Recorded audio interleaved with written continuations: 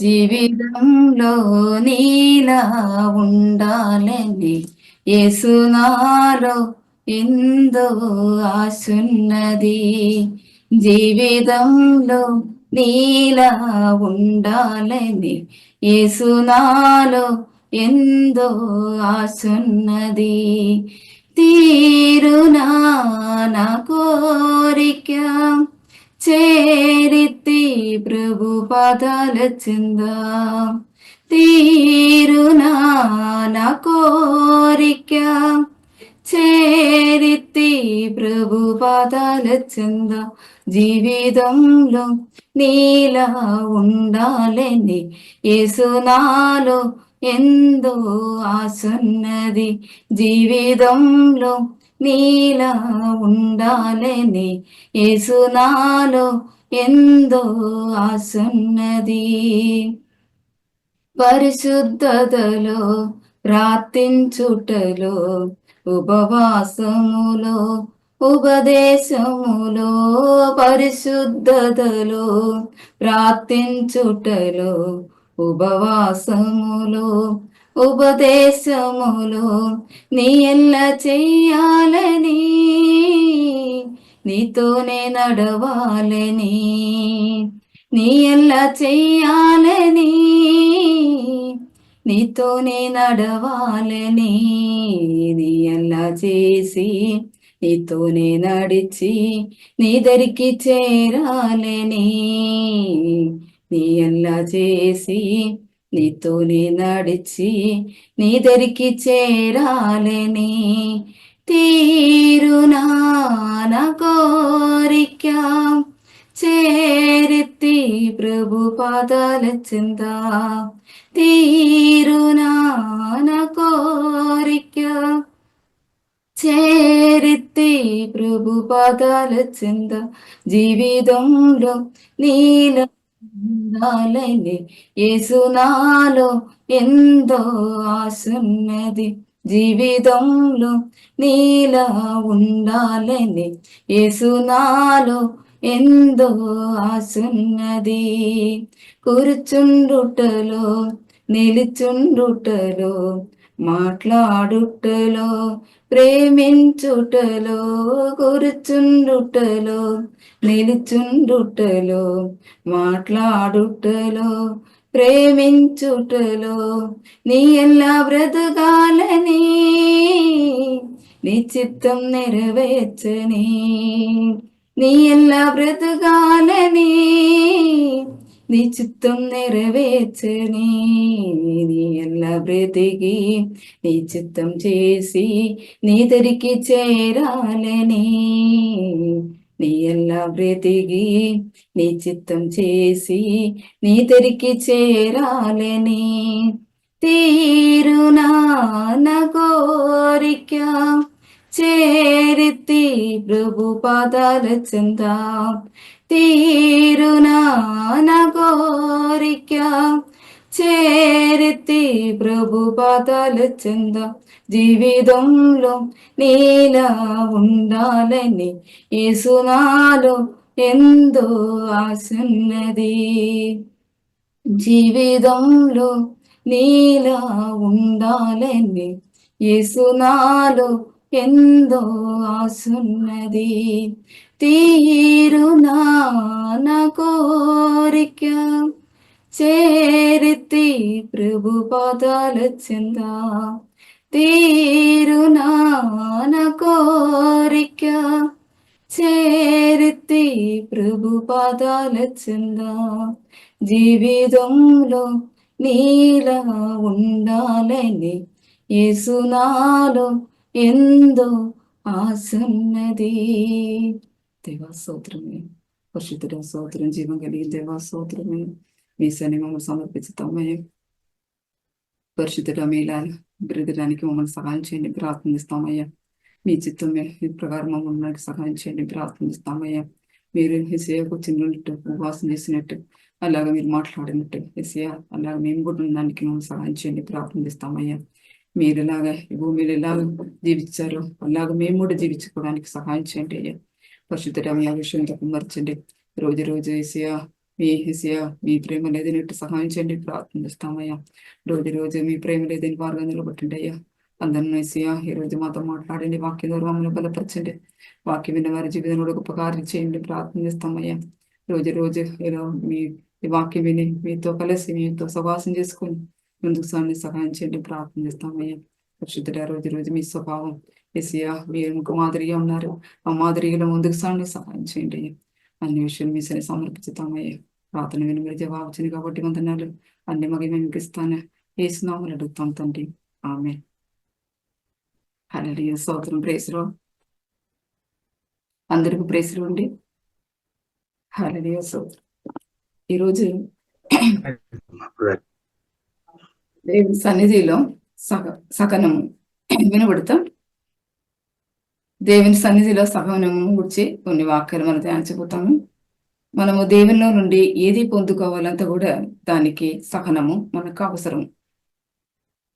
దేవుడు మనకిచ్చిన వాగ్దానాలు పొందుకోవాలంటే ఓర్పు లేదా సహనము మనకు ఉండాల. ఓర్పు లేకుండా దేవుని ఆశీర్వాదము మనం పొందలేదు. అలాగే దేవుని ప్రేమను గురించి మనము తెలుసుకోలేదు.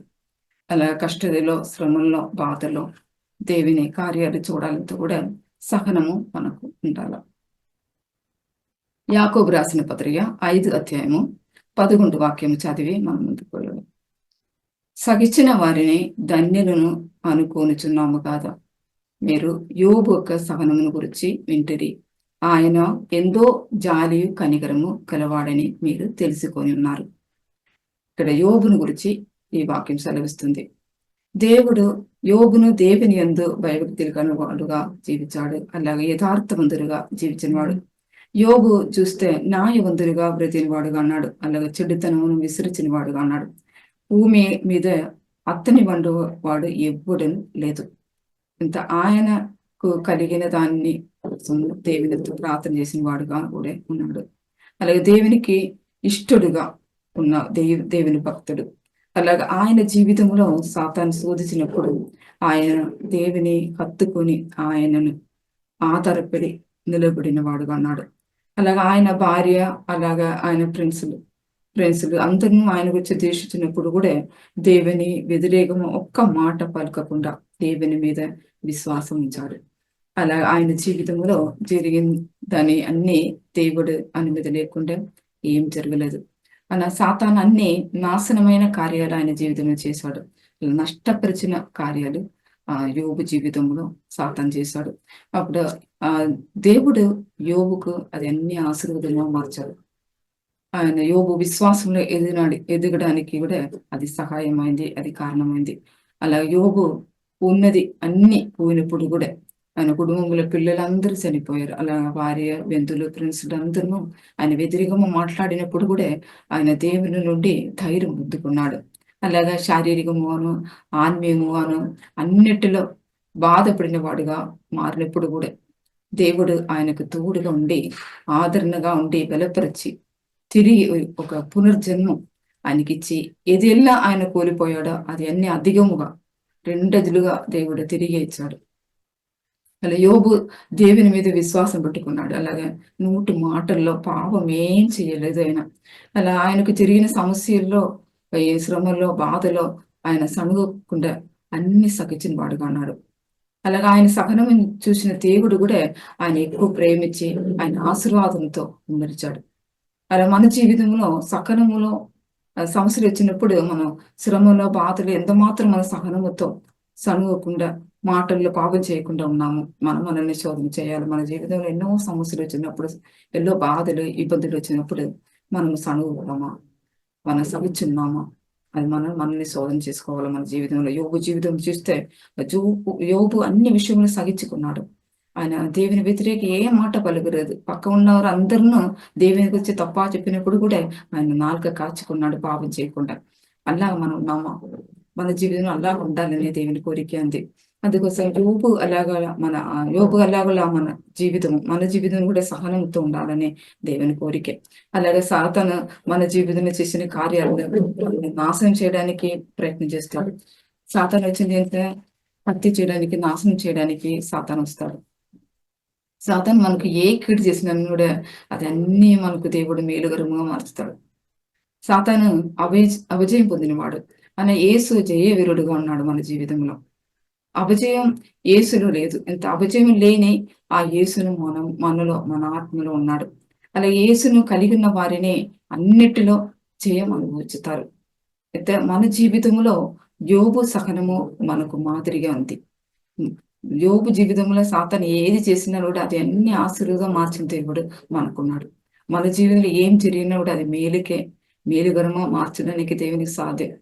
మన దేవుని నమ్ముకోవాలా. యేసు యేసును కలిగి ఉన్న వారిని అన్నిటిలో జయం అనుభవిస్తారు. మన జీవితంలో యోబు సహనము మనం మాదిరిగా చూడాల. ఎంత మాదిరిగా ఉంది. యోబు జీవితం మనం చూస్తే ఖచ్చితంగా మన సమస్యలు చిన్నది. అది జ్ఞాపకం చేసుకొని మనం ముందుకు వెళ్ళిన వారుగా ఉండాలి. సహనముతో అన్నిటిలో నిలబడిన వారుగా ఉండాలి. ఎంత సహనము ఉన్న వారిలో దేవుని అద్భుత కార్యాలు జరుగుతుంది. పౌలు జీవితంలో కూడా అన్ని ఓర్చుకున్నవాడుగా ఉన్నాడు. ఏ కోసమునో ఆయన అన్ని ఓర్చుకున్నాడు చూస్తే అందరూ రక్షణ పొందాలా అని ఓర్చుకున్నవాడుగా ఉన్నాడు పౌలు. తిమోతి రాసిన పత్రిక 2వ పత్రిక 2వ అధ్యాయము 8-14 వరకు చదివితే అక్కడ కొన్ని విషయాలు చెప్పబడుతూ పౌలును ఊర్చి, నా సువార్త ప్రకారము దావీదు సంతానములో పుట్టి మృదుల్లో ఉండి లేచిన యేసు క్రీస్తును జ్ఞాపకం చేసుకోను. నేను నేరస్తుడై ఉన్నట్లు ఆ సువార్త విషయమై సంఘులతో బెందిపడి శ్రమ పడుచున్నాను. ఆయనను దేవుని వాక్యము బెందిపడి ఉండలేదు. అందుచేత ఏర్పరచబడిన వారు నిత్యమైన మహిమతో కూడా క్రీస్తు యేసునందులే రక్షణ పొందవలనని నేను వారి కొరకు సమస్తము ఓర్చుకొని ఉన్నాను. ఇక్కడ ఈ మాట నమ్మదగింది అంది. ఎంత మనము ఆయనతో కూడా చనిపోయిన వారమై ఉండితే ఆయనతో బ్రతుకుతాము. తర్వాత సగించిన వారము అండితే ఆయనతో కూడా ఏలదును. ఆయన ఎరిగిన వారమైతే మనల్ని ఆయన ఎరుగుతాడు. అలాగే మనము నమ్మదగిన వారమై ఆయన నమ్మదగిన వాడుగా ఉన్నాడు. చూడండి, ఆయన తన స్వభావమునకు విరోధమై ఏదీ చేయలేదు. ఆయన అన్ని విషయంలో నమ్మదగిన వాడుగా ఉన్నాడు. పౌలు సువార్త కోసం సంఖ్యలతో బెందింపబడినా కూడా వాక్యము ప్రకటించడానికి బెంధకం లేదు ఆయనకి. అన్ని మాటలు ఆయన సెలవిస్తాడు. ఇక్కడ యేసు ధోరణి అందరికీ రక్షణ. ఆ రక్షణ అందరూ పొందాలని ఆయన ఉద్దేశము. అందుకోసం అన్ని ఓర్చుకున్నవాడుగా ఉన్నాడు పౌలు. పౌలు జీవితంలో అందరూ సువార్త విని అందరూ రక్షణ పొందాలని ఆయన అన్ని ఓర్చుకున్నవాడుగా నిలబడ్డాడు. అలాగే యేసుక్రీస్తుతో పాటు మన శరీర క్రియలను కూడా ఆశలు, కోరికలు సిలువ వేస్తే యేసుతో పాటు మనం బ్రతుకదము. మన జీవితంలో ఏదాది మన తలంపులో, మాటలో అన్ని మనకు వ్యతిరేకమా ఉండితే ఖచ్చితంగా మన యేసుతో పాటు బ్రతకలేదు. ఎంత సాతాను కూడా మాటలు పట్టుకున్నారు, అలా క్రియలను పట్టుకున్నారు. మన ఆశీర్వాదం ఆడంగపరచడానికి రోజు మన కోసం నేరస్థాపన చేసిన వాడుగా ఉన్నాడు. అందుకోసం మనం జీవితంలో మాటలు క్రియలు పాపం రాకుండా మన నాలుక కాచుకొని దేవుని కోసం ఎదురు చూసుకొని ఉండితే ఖచ్చితంగా దేవుడు ఆశీర్వాదం నడిపిస్తాడు. అలాగా యేసు కోసం మనం నిలబడాలంటే అన్ని సగచిన వారుగా ఉండాలి. సగచిన వారు అన్నిటినీ ఏలుబడి చేసిన వారుగా ఉన్నారు. ఈ కాలంలో అన్నిటి మీద ఏలుబడి చేస్తారు. పాపం పైన, శాపం పైన, దారిద్ర్యం పైన, వెలిగిన పైన అన్ని ఏలుబడి చేయడానికి దేవుడు మనకు అధికారం ఇచ్చున్నాడు. మనం ఏలుబడి చేయడానికి శక్తి కూడా దేవుడు మనకి ఇచ్చున్నాడు. అందుకోసం మన అధికారము శక్తిని మనం వాడుకోవచ్చు. అలాగే సువార్త కోసము మనము నమ్మదగిన వారుగా ఉండాలి. మన జీవితంలో యేసు మనకు రక్షణ ఇచ్చారు, నిత్య జీవం ఇచ్చారు. అది ఇతరులకు పంచిన వారుగా ఉండాలా. ఎంత మన జీవితంలో దేవుడు ఏం చేశాడో అది ఇతరులకు పంచిన ఆ సువార్త మనకి పంచిన వారుగా ఉండాలి. అది ఆ విషయంలో మనం నమ్మదగిన వారుగా ఉండాలని దేవుని కోరిక అంది. అలాగే మన జీవితాలను ఫలించిందిగా ఉండాలంటే మనం ఏం చేయాలంటే ఓర్పు మనలో ఉండాలి. మన జీవితంలో మనం ఫలించిందిగా ఉండాలి. ఇద్దరికి ఒక ఫలవంతులుగా మనం నిలబడాలంతే. మన జీవితంలో ఓర్పు మనకు అవసరము. ఎంత దేవుని కోసం మనము ఫలించిన వృక్షముగా ఉండాలని దేవుని చిత్తము. లూకా సువార్త 12వ అధ్యాయము 15 వాక్యము చూస్తే అక్కడ కొన్ని విషయాలు చెప్పబడుతుంది. నెలల గురించి త్రోవ పక్కన పడిన విత్తనమును, రాతి నెలన పడిన విత్తనమును, ముళ్ళ పొదల్లో పడిన విత్తనమును, మంచి నెలలో పడిన విత్తనము, ఈ 4 విత్తనముల గురించి అక్కడ చెప్పబడుతుంది. ఈ త్రోవ పక్కన పడిన విత్తనం గురించి చూస్తే దేవుని వాక్యము వింటున్నారు, అలా వారి రక్షణ పొందకుండా సాతాను వారిని హృదయములుండి దేవుని వాక్యం ఎత్తుకొని పోతాడు. అలాగా రాత్రి నెలలో పడిన ఆ విత్తనం చూస్తే వారు ఎ- వారి అన్ని అంగీకరించి దేవుని వాక్యం అన్ని వారు సంతోషంగా అంగీకరిస్తారు. అలాగా వేరు లేదు వారి వేరు వేరుగా వాక్యము నాటబడలేదు కాబట్టి వారి శోధన వచ్చినప్పుడు తొలగిపోతారు. దేవుని వాక్యం నుండి వారు వెళ్ళిపోతారు. ఎంత దేవుని సన్నిధి నుండి వారు వెళ్ళిపోయిన వారు అన్నారు. శోధన వచ్చినప్పుడు వారు నిలబడలేదు. అందుకోసమే మన వాక్యం వింటున్నాము, అది వేరుగా మన హృదయంలో నాటబడిన వారుగా మనం ఉండాల. మన జీవితంలో అలా ముళ్ళ పొదలు అలాగా ఉన్నవారు చూస్తే, వారు ఎవరని చూస్తే దేవుని వాక్యం విని కాలాలు గడిచిన కొలది జీవన సంబంధమైన విచారముతోను ధనం భోగముల చేతను అణచివేయబడి పరిపక్వముగా ఫలిపిన వారుగా ఉన్నారు వారి జీవితంలో. ఎంత మంచి నెలలు ఇలా ఉన్నవారు చూస్తే వారు ఏమైనా యోగ్యమైన మంచి మనసుతో వాక్యము విని దానిని అంగీకరించి ఓపికతో ఫలించిన వారుగా ఉండాల. ఎంత విత్తనం గురించి ఇక్కడ చెప్పబడింది, నెలల గురించి చెప్పబడితే ఏ నెలన విత్తనం పడుచు. ఆ విత్తనం విత్తనం ఒక్కటే అన ఫలిచింది వివరం ఉంది, తేటగా ఉంది. అందుకోసం మనము ఏ నెలగా ఉన్నాము, మనం మనల్ని శోధన చేయాలి. మన జీవితంలో త్రోవ పక్కన పడిన విత్తనము అన్నామా, అలాగే రాత్రి నెలల పడిన విత్తనము అన్నామా, ముళ్ళ పోతలో పడిన విత్తనముగా మనం ఉన్నామా, అదే మంచి నెలల పడి ఏదైతే దేవుని వాక్యం అంగీకరించి ఫలించిన ఒక వృక్షంగా మనం మార్చిన ఒక విత్తనముగా ఉన్నామా, నెలగా ఉన్నామా, అది మనం చూసుకోవాలి. మన జీవితంలో మనం ఎలా ఉండిన నెలలో మనం ఉన్నాము చూసి మనం ముందుకు సాగి వారికి ఉండాలి. మనము మంచి నెలగా ఉండాలని దేవుని చిత్తము. ఎంత దేవుని వాక్యం విని అది అంగీకరించి దానిని పాటించుకొని ఉండాలని దేవుని చిత్తం. అయితే దేవుని వాక్యం వినాలా, అది అంగీకరించాలా, అది పాటించుకోవాలా. అలా పరిపక్వతో ఫలించిన ఒక వృక్షముగా మనం నిలబడాలని దేవుని చిత్తం. దేవుని వాక్యము పాటించుకోవడానికి ఓర్పు సహనము మనకు ఉండాలి. దేవుని వాక్యానికి ప్రాముఖ్యత ఇవ్వాలా. ఏ వాక్యము నమ్ముతామో ఆ వాక్యానుసారమైన ఆశీర్వాదము పొందగలుగుతాము. అలాగే యెషయా 55 అధ్యాయము 10 నుండి 13 వరకు చదివితే అక్కడ వాక్యం ద్వారా మన జీవితంలో ఏమి జరుగుతూ అనేది చూడొచ్చు. చదువుతాను. 10 అధ్యాయము 10 వాక్యము 55 అధ్యాయము 10 నుండి 13 వరకు 10 వాక్యం చదువుతాను. వర్షమును హిమమును ఆకాశం నుండి వచ్చి అక్కడికి ఎల్లాగా మరలక భూమిని తడిపి విత్తువానికి విత్తనమును భుజించు వారికి ఆహారమును కలుగుటకి అది చిగిరించి వర్ధిల్లినట్టు చెయ్యును. అలాగే దేవుని నోటి నుండి వచ్చే వచనము ఉంటుంది. తర్వాత నిష్ఫలముగా నా యొద్ద మరల రాక అది నాకు అనుకూలమైన దానిని నెరవేర్చును. చూడండి, నేను పంపిన కార్యమును సఫలము చేయను. దేవుని వాక్యం మనం ఎంత మాత్రం రిసీవ్ చేస్తామో, ఎంత మాత్రం అంగీకరిస్తామో ఆ వాక్యానికి ఒక ఫలం ఉంది. ఒక అనుకూలమైన దాన్ని నెరవేర్చింది దేవునికి అనుకూలమైన కార్యాలు మన జీవితంలో జరుగుతాయి. అలాగా దేవుడు చెప్పింది, దేవుని వాక్యం పంపిన కార్యాలు సఫలపరచదు. అలా తర్వాత మీరు సంతోషముగా బయలు వెళ్ళదురు. తర్వాత సమాధానం పొంది తోడుకొని పోబడతారు. తర్వాత మీ ఎదుట పర్వతములను మెట్టలను సంగీత నాదమును చేయను. తర్వాత పొలముల నుండి చెట్టులన్నీ చప్పళ్ళు కొట్టును, ముడ్లు చెట్లను పదులుగా దేవదారు వృక్షమును ముడుచును. చూడండి, ముండ్ల చెట్లు బదులు తర్వాత దేవదారు వృక్షము గల ముడుచుతుంట. తర్వాత ఏం చెప్తారు, దురద కొట్టి చెట్లకు బదులుగా గోజి వృక్షమును ఎదుగును. చూడండి, ఆ వృక్ష చెట్లు గురించి చెబుతారు దేవుడు. తర్వాత అది యెహోవాకు వ్యాధిగాను ఆయనకు కొట్టివేయబడని నిత్యమైన జ్ఞాపక సూచనగాను ఉండునుంటారు. మన జీవితం దేవుని మాటలు ప్రాముఖ్యత ఇచ్చిన వారి జీవితంలో దేవుడు ఇలాగ చేశాడని వాగ్దానం ఇచ్చున్నాడు. అలాగా దేవుడు వాక్యము విని వెంటనే పలిచిన వారుగా మార్చబడలేదు. చాలా మంది దేవుని వాక్యం వింటున్నారు, ఎంత మాత్రం మనం రిసీవ్ చేస్తామో, ఎంత మాత్రం అంగీకరిస్తామో, ఎంత మాత్రం అది పాటించుకున్నామో దాన్ని పెట్టింది మన ఆశీర్వాదం పొందడం మన జీవితంలో. ఎంత దేవుడు చెప్పేది దేవుని వాక్యం విత్తన వేసినడనే అది ఫలం ఇవ్వలేదు. అందుకోసం మనం వేచి ఉండాలి, సహనముతో ఓర్పుతో మనం నిలబడాలి. తెలిస్తే ఖచ్చితంగా దేవుడు అది ఆశీర్వాదంగా మార్చుతాడు. దేవుని వాక్యం పాటించుకొని ఓర్పు మనం ముందుకు వెళ్ళాలి. అదే వాక్యం పాటించుకొని ముందుకు వెళ్ళిన వారుగా మనం ఉండాలి.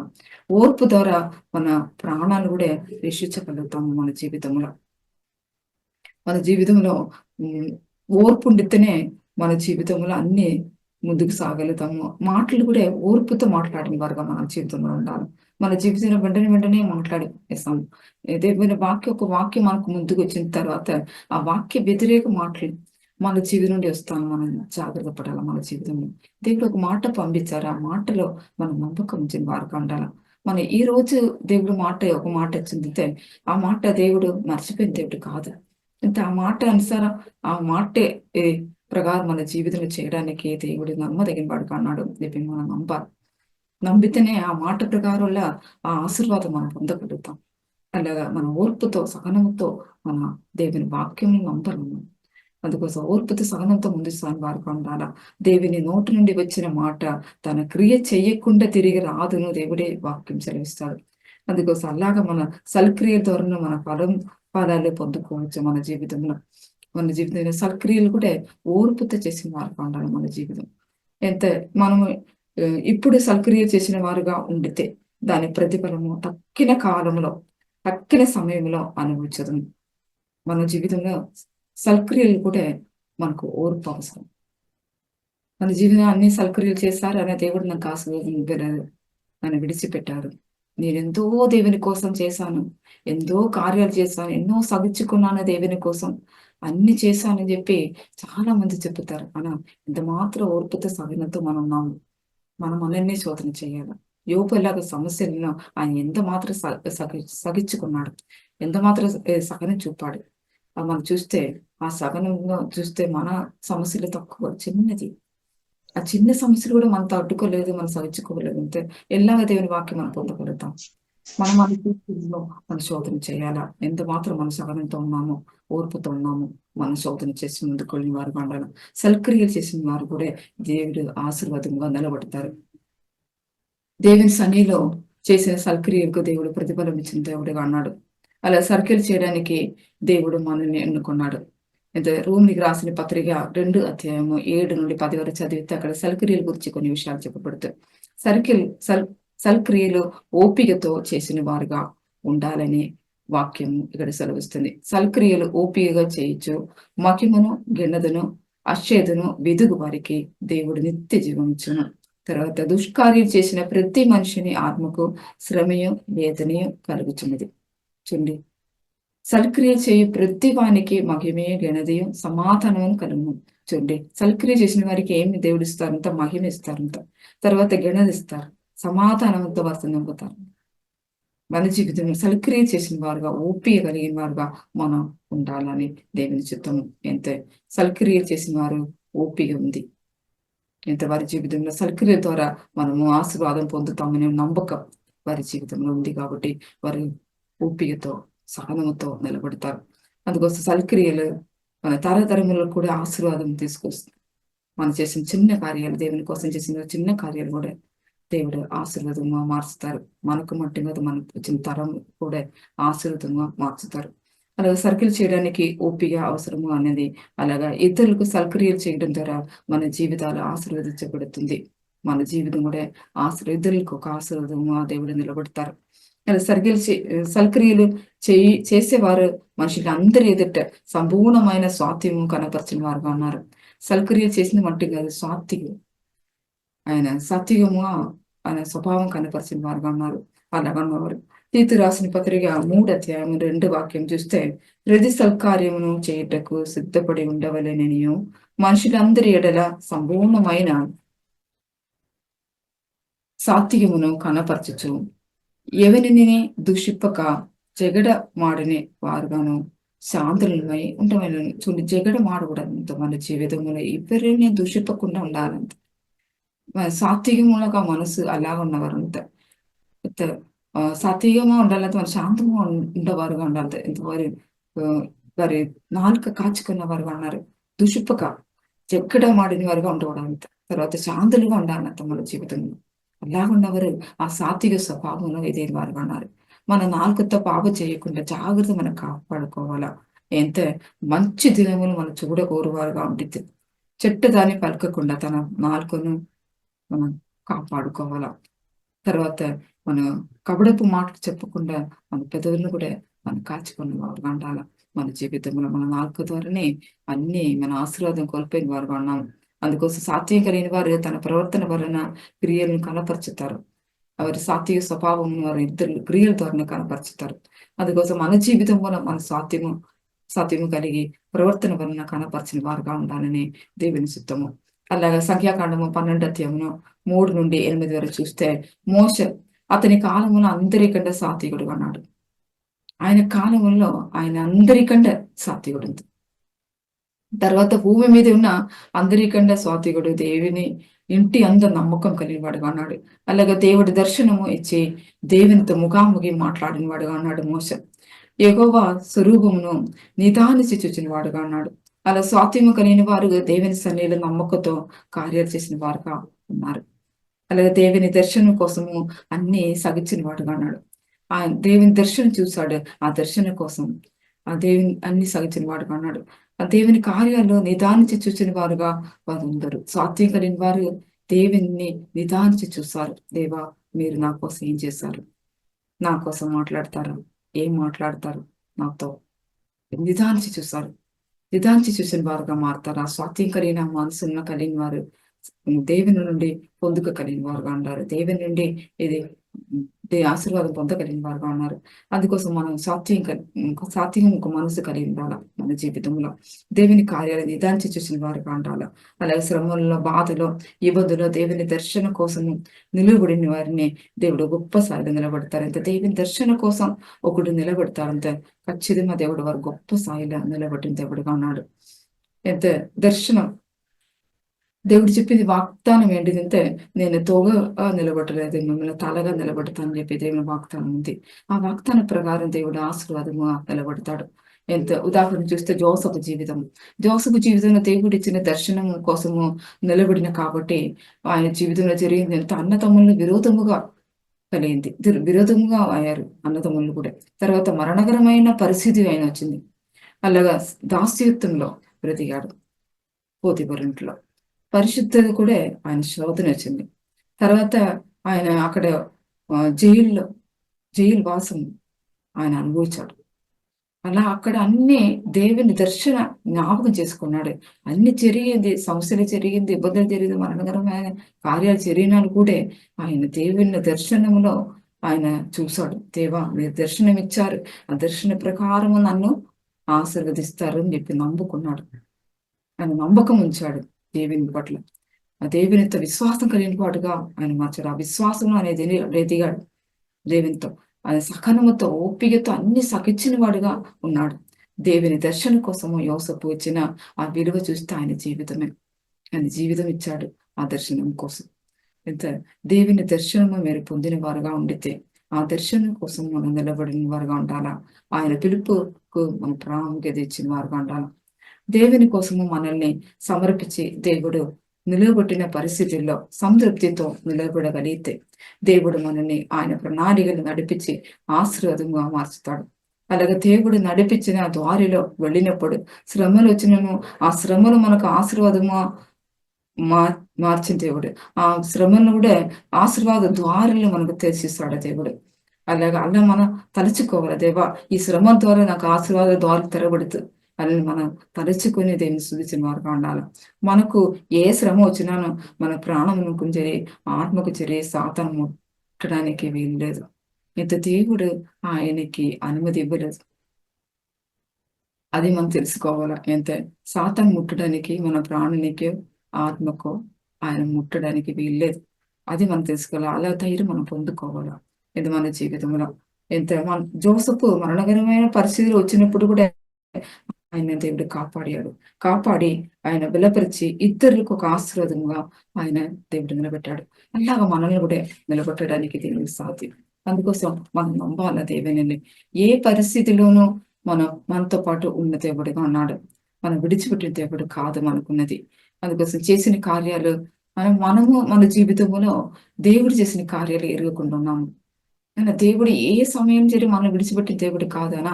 దేవుడు మన జీవితంలో ఎంతెంతో అద్భుతాలు, ఎన్నో ఆశ్చర్య కార్యాలు, ఎన్నెన్నో సమస్యల నుండి మనం విడిపించి మనం కాపాడి నడిపించిన దేవుడు అలాగల కార్యాలు మనం ఎరగకుండా ఉన్నాము మన జీవితంలో. మనం చూడలేదు. మన నిద్ర తెరలేదు కాబట్టి చూడకుంటున్నాము. మన జీవితంలో మన నిద్ర తెరవాలని చెప్పి ప్రార్థన చేసిన వారికి ఉండాల. దేవ ఎన్నెన్నో సమస్యల నుండి మనల్ని విడిపించారు. మనం చూడలేదు. ఆత్మ మంటలు ఎన్నెన్నో కార్యాలు మన కోసం జరుగుతాయి. దేవుడు యుద్ధం చేసినే ఉన్నాడు మన కోసం. మనం అది చూడకుండా మనం ఏదేదో చెప్పి వేస్తాము, ఏదో ఏదో చేసి వేస్తాము. మన జీవితంలో ఈ దేవుని కార్యాలు జరగకుండా ఉండడానికి కారణం ఏంటి చూస్తే మన తలంపులే, మన మాటలే అని మనం తెలుసుకోవాలి. మనము అన్ని విషయములో ఓపికతో సగించిన వారుగా ఉండితే జోసెఫ్ను ఆశీర్వాదంగా నిలబెట్టిన అదే దేవుడు మనల్ని నిలబెడతాం. ఆత్మఫలమైన స్వాస్థ్యమును ధరించుకున్న వారుగా మనం ముందుకు సాగితే ఖచ్చితంగా దేవుడు మనల్ని నిలబెడతారు. ఓపిక కలిగి మనం నిలబడాలి, సహనంతో నిలబడాలి. అదే దేవుడు చూస్తాడు. ఎంత మాత్రం ఓపిక ఉంది, ఎంత మాత్రం సహనంతో ముందుకు సాగుతారు అని దేవుడు చూస్తారు. ఎన్నెన్నో వాగ్దానాలు దేవుడు ఇచ్చాను. ఆ దేవుని వాగ్దానం మన జీవిత పట్ల నెరవేర్చాలంటే మన ఓపిక నిలబడిన వారుగా ఉండాలని దేవుని చిత్తం. అందుకోసం ఈ దినాల్లో మనం ఓపిక కలిగిన వారుగా ఉండాలా. దేవుని వాగ్దానాలను పొందుకోవడానికి ఓర్పు కలిగి ఉండాలి మన జీవితం. దేవుని యందు ఆధారపడి ఆయనను కనిపెట్టుకొని మనం ముందుకు సాగిన వారుగా ఉండాలా. మనకు వచ్చిన ఏ శ్రమ నుంచి ఓర్పు పుట్టించింది అంది మన జీవితంలో. ఏ శ్రమలు వచ్చినా సరే అది ఓర్పు కోసమే. మన జీవన ఓర్పు రావాలనే దేవుని చిత్తం. ఓర్పు కలిగి ఉండాలని దేవుని చిత్తం కాబట్టి ఏ శ్రమలు వస్తాయి. అందుకోసం ఆ శ్రమలు వచ్చింది మన జీవితం ఆశీర్వాదం. ఏ విశ్వాసమునకు మనకు నిలబడగలుగుతామో ఆ విశ్వాసానికి శోధన ఉంది. ఆ శోధన ధర శ్రమలు వచ్చినప్పుడు ఆ శోధన ఎందుకు వస్తుంది మనం తెలుసుకోవాలి.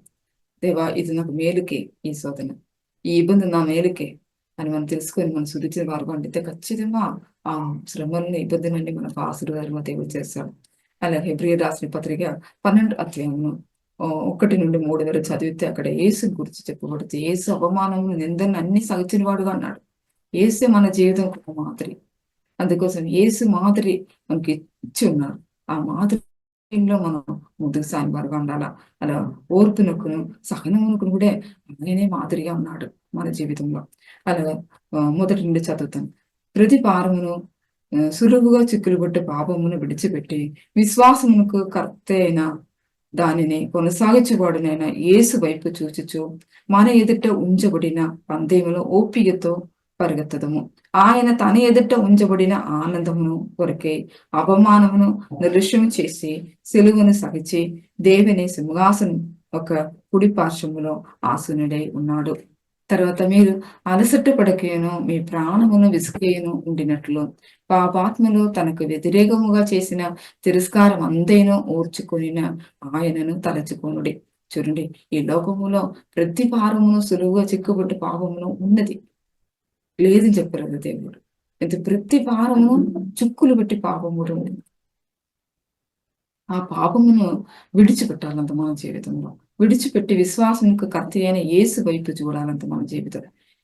మన ఎదుట ఉంచబడిన పరుగు పందెం ఉంది. ఆ పరుగు పందెంలో మనం పరిగెత్తిన వారిగా ఉన్నాము. అందుకోసం యేసు వైపు చూసుకొని మనం పరిగెత్తిన వారిగా ఉండాలా. అలా యేసు తన ఎదుట ఉంచబడిన ఆనందము కొరకు అవమానము నిర్లక్ష్యం చేశాడు. ఎన్నో అవమానాలు నిందలు సహించాడు. ఆయన చూశారు సిలువ మరణం ద్వారా ఏం జరుగుతుంది ఆయన తెలుసు. అందరూ రక్షణ ఆనందంతో నింపుతూ పడతారు. అలాగే రక్షణం జరుగుతుంది జనాలకు. అది ముందు చూసారు దేవుడు. ఆ యేసుప్రభు చూసింది కాబట్టి అది అవమానాన్ని నిర్లక్ష్యం చేశారు. ఆయన నిర్లక్ష్యం చేసి ఆయన సిలువ మరణం ద్వారా మానవులకు రక్షణ ఆనందం కలిగజేసిన వాడుగా అన్నాడు. ఆయన ద్వారా రక్షణ జరిగింది. రక్షణగా మార్చాడు ఆయన జీవితం. అలాగా మన జీవితంలో కూడా అలసట పడక మన జీవితంలో ఎన్నో సమస్యలు ముందుకు సాగుతామో అలసపడక అలా ప్రాణం విసుకకుండా ఉండాలి మన జీవితంలో. మన జీవితంలో దేవుని కార్యాలు ఇంకా జరగలేదే, నేను దేవునికి ఎంతో ప్రార్థన చేశాను, ఇంకా జవాబు రాలేదే చెప్పి ఇంకా ఎంతకాలము నేను ఈ శ్రమలు ఇబ్బందులు సగించుకొని ముందుకు సాగాలని చెప్పి విసిగిపోయిన వారు చాలా మంది ఉన్నారు. విసిగిపోయారు. ఎన్నో కాలాలు గడిచింది, ఎన్నో సమయాలు గడిచింది, దినాలు గడిచిపోయింది, ఇంకా ఈ సమస్యలకు విడుదలలేదే అని చెప్పి ఉన్నవారు చాలా మంది. ఆయన వారికి అలసపడ దేవుడు యేసుప్రభు చెప్పినైతే అలసపడకేను ప్రాణము విసుకేను పాపాత్మ వ్యతిరేకం చేసిన తిరస్కారం అన్ని ఓర్చుకున్నాడు యేసుప్రభు. అన్ని సహించుకున్నాడు. యేసుని జ్ఞాపకం చేసుకోవాలి. ఇక్కడ ఆ యేసుని జ్ఞాపకం చేస్తే ఇదన్నీ మన చిన్నదే అనిపిస్తుంది. దేవా మీకోసం నా జీవితం, ఏదాది ఒకటి చేయాలి. నా జీవితంలో అదే చేశాను. దేవా నీకోసం ఏదాది చేయాలి.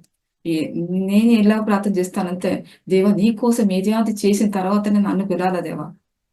అదే నేను ప్రార్థన నా జీవితంలో. దేవా నీకోసం వాడబడాలి. నీకోసం నన్ను తెలుసుకున్నావు. నీకోసం నేను నిలబడాలి. ఇదే నేను నా ప్రార్థన అన్నా. అలాగా మన జీవితంలో ఏ సమస్య వచ్చినా సరే, ఆ సమస్యను మనం వెసిగిపోకుండా మనం ముందుకు సాగిన వారుగా ఉండాలి. సమస్యలు జయించుకుని ఆ శక్తిని బలమున దేవుడు మనకు ఇస్తారు. అందుకోసం మనము ఆ సిలువ మరణము నొందిన ఆ యేసు జ్ఞాపకం చేసుకోవాలి. మన కోసం ఎన్నో సహించాడు. మన రక్షణ కోసం, మన నిత్య జీవ కోసం ఆయన ఎన్నో సిలువలు సహించారు. అది మనం జ్ఞాపకం చేసుకుని మనం ముందుకు సాగితే ఖచ్చితంగా మన సమస్యలన్నీ చిన్నది.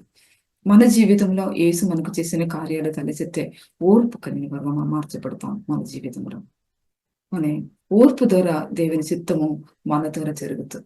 అలాగా మనల్ని గురించిన ఆ దేవుని ప్రణాళిక మనలో నెరవేర్చబడుతుంది. అలాగా మిమ్మల్ని శాశ్వత శోభాదిశ్యమాన బెగు తరములకు సంతోష కారణముగా చేస్తుందన్న దేవుని వాగ్దానం మనకు దేవుడు ఇచ్చున్నాడు. ఆ వాగ్దానం మన జీవితంలో నెరవేర్పడుతుంది. మన ద్వారా ఇద్దరులు కూడా సంతోషకరంగా ఉండడానికి దేవుడు మనల్ని వాడతారు. అందుకోసం మన ఓర్పు కలిగి మనం ముందు సాగితే ఖచ్చితంగా ఇద్దరులకు ఒక ఆశీర్వాదమా దేవుడు మనల్ని నిలబడతారు. అందుకోసం ఈ వాక్యం ద్వారా దేవుడు మిమ్మల్ని ఆశీర్వచనగాక ప్రార్థన చేస్తాం. దేవ స్తోత్రం పరిశుద్ధుడా జీవం కలిగిన దేవ మీ సన్ని సమర్పించుతామయ్యా. ఏసయ్యా ఓర్పు కలిగి ఉంటే అన్ని విషయంలో మీరు జవాబు ఇచ్చిన దేవుడయ్యా. ఆశీర్వాదముగా ముందు సాగడానికి మాకు మీరు సహాయం చేసిన దేవుడయ్యా. పరిశుద్ధుడా స్తోత్రమయ్యా. మీ వాగ్దాన్ని పొందుకోవడానికి ఓర్పు అవసరమని మీ వాక్యం సెలవిస్తుంది అయ్యా. మీ వాక్యం పట్టుకుని ముందు సహాయం చేయండి. మీ వాక్యం వేసే మీ నోటి నుండి వచ్చిన వాక్యం అది క్రియ చేయకుండే తిరిగి రాదును మీ వాక్యం సెలవిస్తుంది దేవా. ఏసయ్యా మీ వాక్యం ఎన్నో వింటున్నాము. ఆ వాక్యం అన్ని ఏసయ్యా ఫలిపినట్టు ఏసయ్యా మమ్మల్ని ఫలిపిన వారుగా నిలబొట్టుని ప్రార్థిస్తామయ్యా. ఫలిచిన ఒక వృక్షంలాగా మీరు మార్చాలని కోరుకున్నారయ్యా. అలాగా మమ్మల్ని నిలబొట్టుని ప్రార్థిస్తామయ్యా. పరిశుద్ధుడా మీ అభిషేకం కుమ్మరిసి అందరితో వాడుకోండి అయ్యా. సువార్త కోసం పౌలు ఎన్నో ఓర్చుకున్నాడు. అలా మా జీవితం కూడా అన్ని విషయంలో సువార్త కోసం కూడా ఓర్చుకోవడానికి మమ్మల్ని సహాయం చేయండి అయ్యా. ఓర్పు అభిషేకంతో మమ్మల్ని కుమ్మర్చండి అయ్యా. రోజు వేసి మీరు ఒక మాదిరిగా మాకు ఉంచున్నారు. మీ మాదిరిగా చూసుకొని ముందుకు సాగే సహాయం చేయండి అయ్యా. మీ మాదిరియే మాకు మా జీవితంలో అయ్యా. మీ మాదిరి చూసుకొని ముందు సాగే సహాయం చేయండి అయ్యా. పరిశుద్ధుడా సహాయం చేయండి. వాక్యం విన్న వారి జీవనంలో ఓర్పు కలిగి సహనంతో ముందు సాగే సహాయం చేయండి ప్రార్థనిస్తామయ్యా. అన్ని విషయంలో ఓర్పు ద్వారా అన్ని పొందగలిగిన వారుగా నిలబొట్టిని ప్రార్థిస్తామయ్యా. పరిశుద్ధుడా మీ సన్ని సమర్పించుతామయ్యా. ఈ సమయంలో అన్ని విషయంలో మీరు సహాయం చేసినకి వందనాలు. అన్ని విషయంలో మీ నామం హిమార్తలా నడిపించినకి వందనాలయ్యా. గాను మీ సన్ని సమర్పించుతాము. ఇంకా జరిగిన అన్ని కార్యాల్లో మీ సన్నిధిగా మార్చండి. రోజు వేసి ఆశీర్వాదగా నడిపించడానికి వేసి ఈ రోజు వరకు మీరు సహాయం చేసినకి వందనాలు. ఇంకాను నడవడానికి సహాయం చేయండి అయ్యా. మీరు నడిపించిన దేవుడయ్యా. మిమ్మల్ని పోషిపించిన దేవుడయ్యా. అన్ని విషయంలో తోడుగా ఉండి నడిపించిన దేవుడయ్యా. ఎప్పుడు విడిచిపెట్టిన దేవుడు కాదు దేవా. అన్ని విషయంలో మీరు సహాయం చేయండి ప్రార్థిస్తామయ్యా. మీరే అన్ని విషయంలో మమ్మల్ని మీ చిత్తానుసారం నడిపించని ప్రార్థిస్తాము. పరిశుద్ధుడా మీ సన్నిధితో సమర్పిస్తామయ్యా. మమ్మల్ని మీ సన్ని సమర్పిస్తాము. ప్రార్థన విని దేవావచ్చింది కాబట్టి వందనాలు అన్ని మహిమ మీకు ఇస్తాము. యేసు నామములో అడుగుతాం తండ్రి. ఆమేన్. Praise the Lord. యేసుక్రీస్తు నందు ప్రియమైన వారలారా, మినిస్ట్రీస్ ద్వారా అనేకులు దీవించబడుతున్నారు. ఈ ఛానల్ ద్వారా దేవుని సత్యవాక్యం పరిశుద్ధాత్మ ప్రేరేపణతో అభిషేకించబడిన దైవజనులైన టిఆర్ రతీష్ గారు మరియు సిస్టర్ దేవి రతీష్ గారులచే అందించబడును. మరియు ప్రతిరోజు జరిగే జూమ్ ప్రేయర్ మీటింగ్లో పాల్గొనడానికి మా జూమ్ ఐడి 4786189683, పాస్కోడ్ 7. సమయం ఉదయం 4 గంటల నుండి 7 గంటల వరకు, సాయంత్రం 7 గంటల నుండి 8 గంటల వరకు జరుగును. ప్రార్థన అవసరతల కొరకు సంప్రదించవలసిన ఫోన్ నంబర్స్ 8501934577 మరియు 9010640084. పరిచర్యను బలపరచాలి అని ప్రేరేపించబడిన వారు మీ కానుకలను గూగుల్ పే, ఫోన్పే ద్వారా లేదా స్క్రీన్పై చూపించబడిన క్యూఆర్ కోడ్ స్కాన్ ద్వారా 8501934577కి పంపగలరు. ఈ ఛానల్ని సబ్స్క్రైబ్ లైక్, షేర్ చేయడం ద్వారా ఈ సత్యవాక్యం ఇతరులకు అందించగలరు. ధన్యవాదాలు. దేవుడు మిమ్మల్ని దీవించునుగాక. ఆమేన్.